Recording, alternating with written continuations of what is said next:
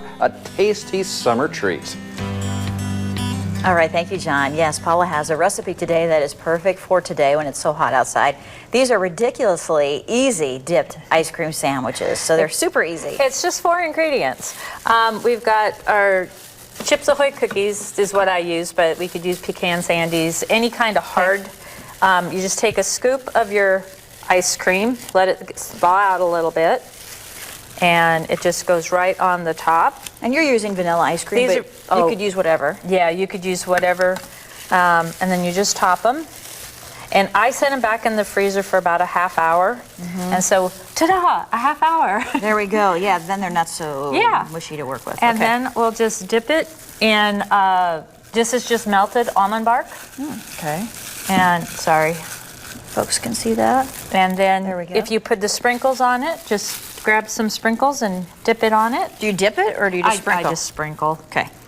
And then Okay. just roll it in there. Just roll it in it, and we let them set out just a little bit so you could.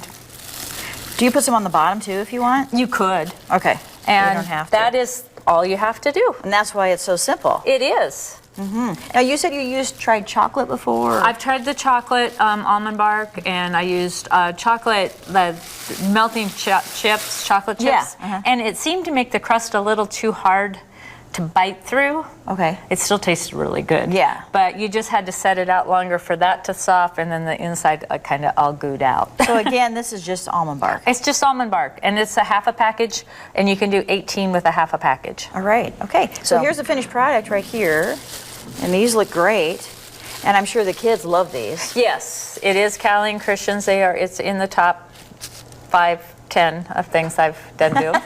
All right. So just to be prepared. It might be good to even eat these outside today, right? These are good. But they're messy, right? They're very messy. There you go.